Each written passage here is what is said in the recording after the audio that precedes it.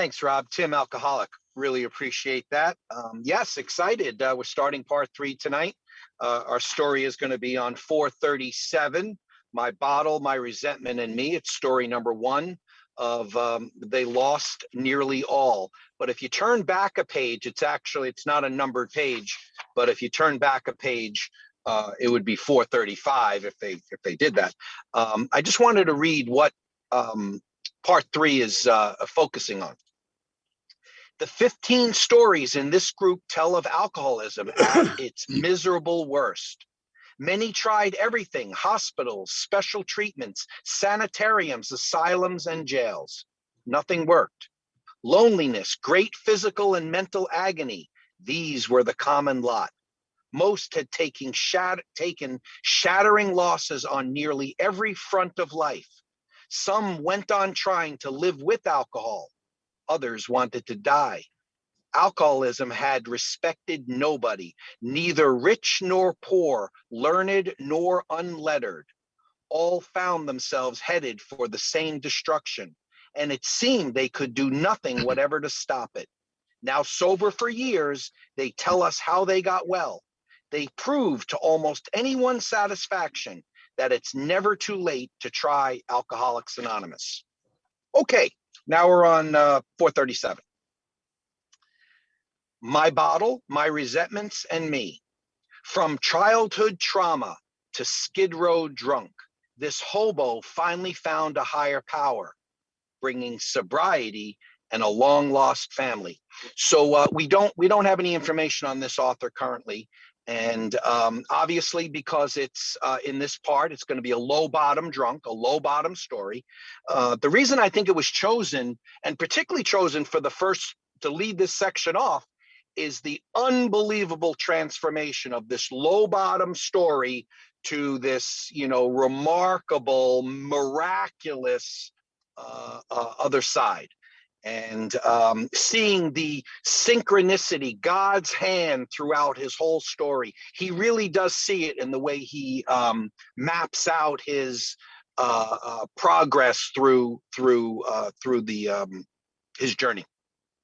And the other thing I think it was chosen for is that it's an example of not only benefiting the individual who gets sober, but that there is a he makes reference in here of and the long lost family, the reuniting of homes. And I had read that someplace else in the big book, so it had sparked something for me. I looked for it. It took me a long time, much longer than it should have taken me, but it was actually buried in the forwards. It's actually in the forward to the second edition, Roman numeral XX. So page 20, forward to the second edition, where it talks about one of the reasons why they felt as though AA grew by leaps and bounds was the individual successes on sobriety and the reunited homes.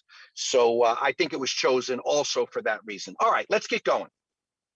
When I rode into a small mountain town in an empty freight car, my matted beard and filthy hair would have reached nearly to my belt, if I had had a belt. I wore a lice-infested, grimy Mexican poncho over a reeking pajama top and a ragged pair of jeans stuffed into cowboy boots with no heels. I carried a knife in one boot and a .38 revolver in the other. For 6 years, I'd been fighting for survival on skid rows and riding across the country in freights. I hadn't eaten in a long time, so I was half starved and down to 130 pounds. I was mean and I was drunk. So I purposefully did not tell you what edition this story first appeared in, because without looking that up, I would have bet money that was a second or a third edition story, meaning sort of dated with some of this verbiage, some of this lifestyle that he's living. But this is a fourth edition story. And I was pleasantly surprised with that, and we'll see how it goes along. But I'm ahead of myself. I believe my alcoholism really began when I was 11 years old and my mother was brutally murdered. Until then, my life had been much the same as any of the other boys who lived in a small town during that period. One night, my mother failed to return home from her job at a car manufacturing plant. The next morning, there was still no sign of her or any clue to why she had disappeared. With great apprehension, the police were called. Since I was a mama's boy, this was especially traumatic for me. And to make matters unbelievably worse, a few days later, the police came and arrested my father. They had found mom's mutilated body in a field outside of town and wanted to question him. In that instant, the family life I knew was destroyed. My father was soon returned because the police had found a pair of glasses that did not belong to him at the murder scene. This clue led to the man who had so brutally killed my mother. At school, the gossip was vicious. At home, there was chaos, and no one would tell me what was happening. So I withdrew and began to block out the reality around me. If I could pretend it didn't exist, it might go away. I became extremely lonely and defiant. The confusion, pain, and grief had begun to subside when an article appeared in a murder mystery magazine about my family's misfortune. The children at school started the gossip and scrutiny all over again. I retreated further and became angrier and more withdrawn. It was easier that way because people would leave me alone if I acted disturbed, even before they tried to inquire. Because my father was unable to care for all 9 of us, the family had to be split up. About a year later, he remarried, and my oldest brother offered to take me in. He and his new wife tried to help me, but I was just so defensive, there was little they or anyone else could do. Finally, I took a job after school sorting soda bottles in a grocery store, where I found I could forget if I worked hard enough. In addition, it was a good place to steal beer and be a big guy with the other kids in school. That's the way my drinking began, as a way to make the pain go away. After several years of semi-delinquent adolescence, I was old enough to join the Marines. Leaving behind the origin of my bitterness, I thought my life would be better and the drinking not so bad. However, during boot camp, I recognized that this was not the answer. The discipline, the authority, the tight schedule went against my very nature. But it was a 2-year stint. So there had to be a way to function in spite of the anger and now hatred that seethed through me. Every night found me at the bar drinking until they threw me out. That got me through the week. On weekends, we went to a club nearby. This place was managed by people who drank as much as or more than I did. I became a constant customer. Arguments and fights were a regular occurrence. I managed to complete the 2 years, was given an honorable discharge, and was sent on my way. Leaving the Marine base behind and feeling homesick for my old environs, I hitchhiked back to my old hometown and returned to my brother's home. I soon found work as a painter for a construction company in town. By now, drinking had become a constant part of my life. So he's about age 19, 20 here. He's reported to us that he went into the Marines the minute he could. So 17 is the absolute earliest you could go with a signature from a parent. And 18, of course, he could have just done it on his own. So he's 19 or 20 here. Through some friends, I met a woman I really cared for, and soon we were married. A year later, our daughter was born, and eventually 2 boys. Oh, how I loved my brood. This nice little family should have settled me down, but instead my drinking progressed. It finally reached the point where I was intolerable to live with, and my wife filed for divorce. I just went berserk, and the sheriff ordered me to leave town. I knew if I stayed, my anger at my wife for taking those children away from me would get me into more trouble than even I could handle. So once again, I set off. I left with my hatred, resentment, and the clothes on my back, this time for good. In the largest city close by, I could be found, dead broke, drinking myself into oblivion on Skid Row. At first, a day labor job provided for rent and food, but before long, all the money had to go for booze. I found a mission where someone in need could sleep and eat free, but the bugs were so bad, the food so terrible, and the people were such thieves. I decided that it was easier to just sleep outside and that I really didn't need to eat so often. So I found that hobo jungles, parked cars, and abandoned houses made nice places for my bottle, my resentments, and me. No one dared to bother me. I was utterly bewildered at where life had taken me. So we see the title to his story is right there, 2 lines up. Other hobos I met taught me the safest way to hop on a moving freight train and how to protect myself. They told me who were the easiest people to get a handout from and how to scam them. My biggest problem at that time was to find a way to get enough to drink to keep the reality of my life at bay. I was consumed by hate. For the next 6 years, I went from skid row to skid row. One boxcar headed in any direction was as good as another. I had no place to go. One thing about it, I never got lost because I never cared where I was. I crossed the United States 3 times with no plan, no reason, not eating half the time. I hung out with other misfits like myself. Someone would say they were hiring in Florida or New York or Wyoming, and off we'd go. But by the time we'd finally get there, they would say that they were not hiring anymore. That was all right because we didn't want to work anyway. So he does report to us there that he's doing that for 6 years. So he's like mid-20s. He was about 26 at this point. And we can see the progression going along. Another little fun thing that I noticed was the number of exclamation points he's been using. And we're only 4 pages into the story. He's used 5 of them already. So just as a little a fun thing that I did. I counted the number of exclamation points through the whole story, and he definitely uses more than even me. So let's continue on. We're on 441. One scorching day when I was in a desert town drinking, something unusual happened. I felt as though I had reached the point where I couldn't go on. To get away from everyone, I managed to find some booze and started walking out into the desert, thinking, I'll just go until I die.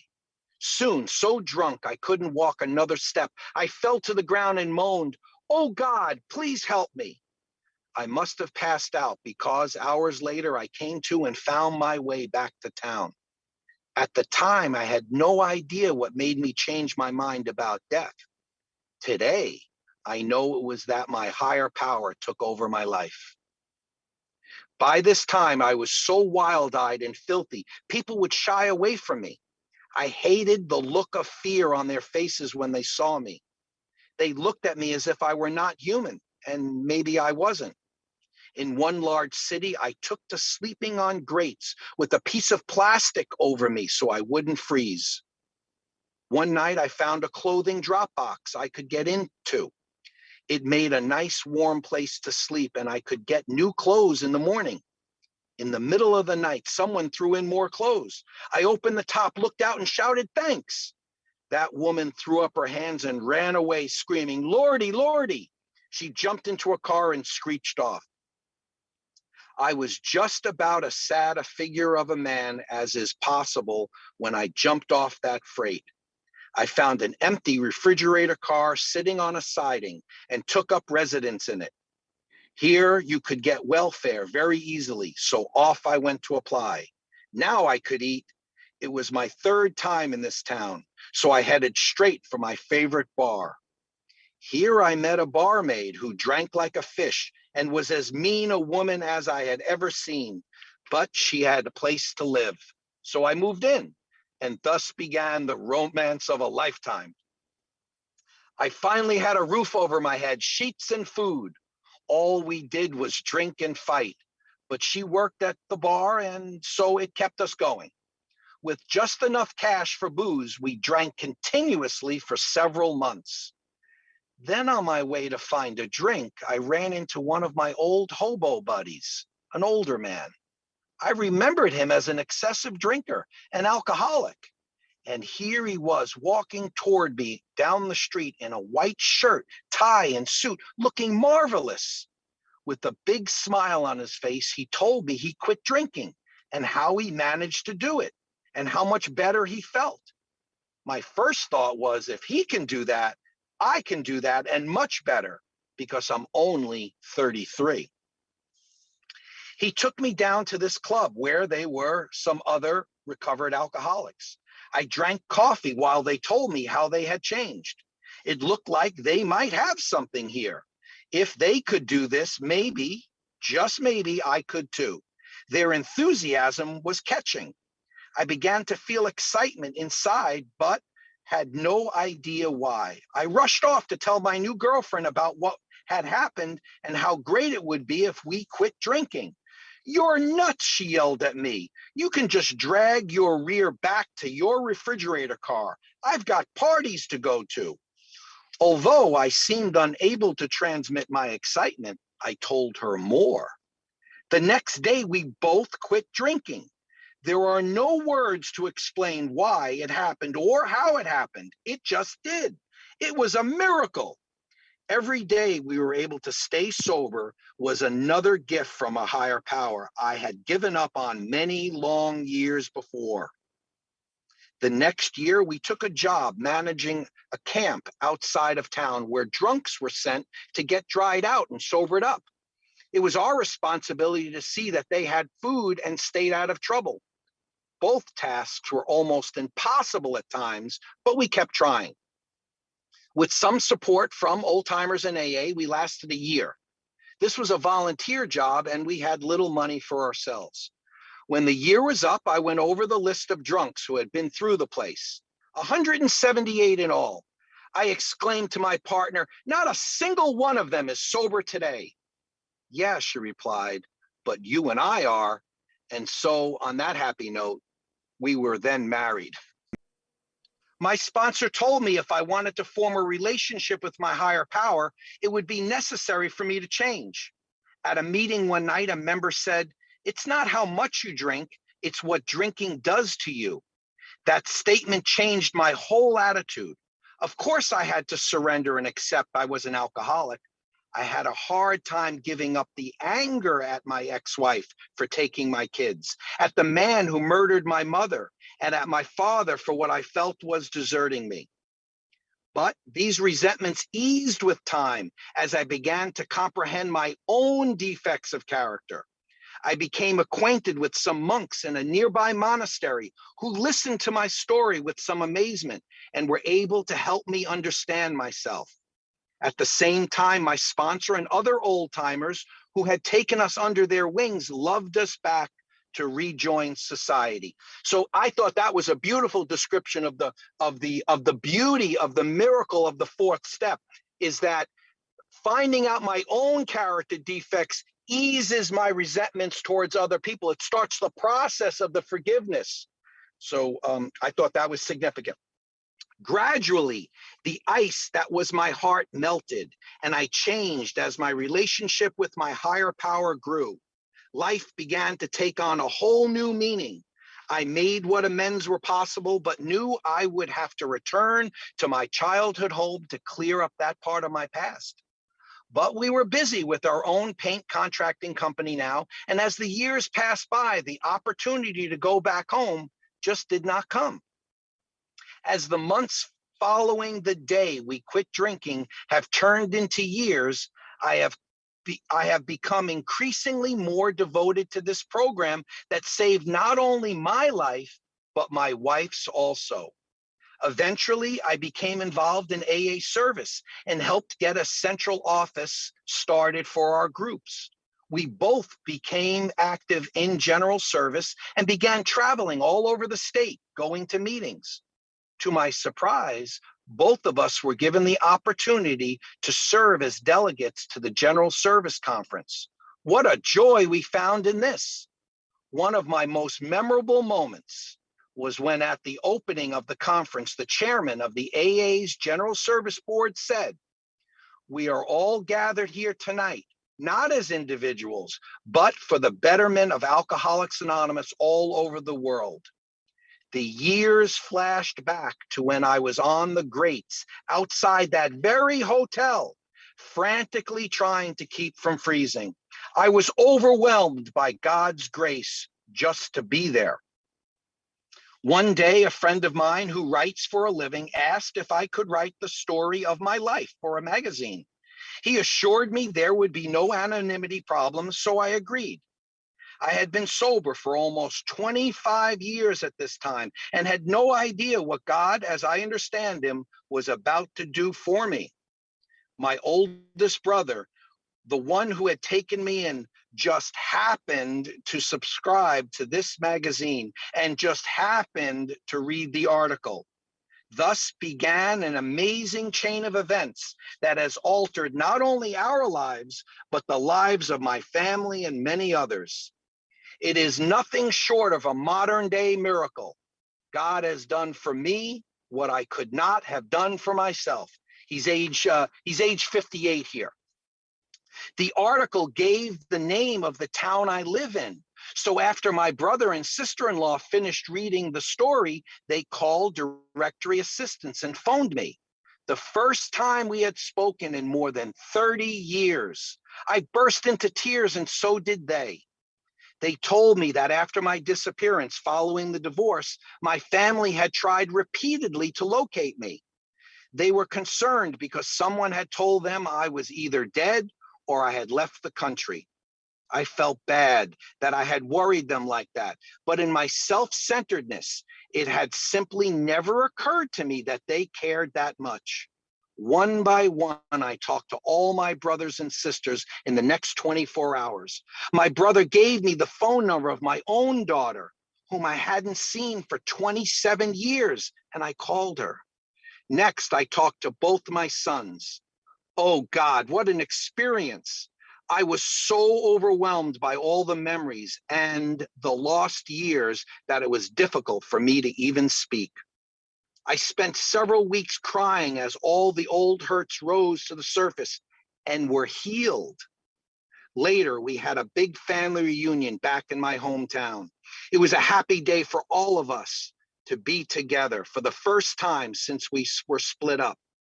My father had passed away, but all his children were there with their families, a large and joyous crowd. Finally, after all those years of wondering about my family, my higher power had acted through my friend to undo the tangled circumstances and allow me to make amends to the people who had been hurt by my bitterness. I believe that I am now living proof of the AA saying, don't give up until the miracle happens. And for those of you who weren't counting along, there were 21 exclamation points.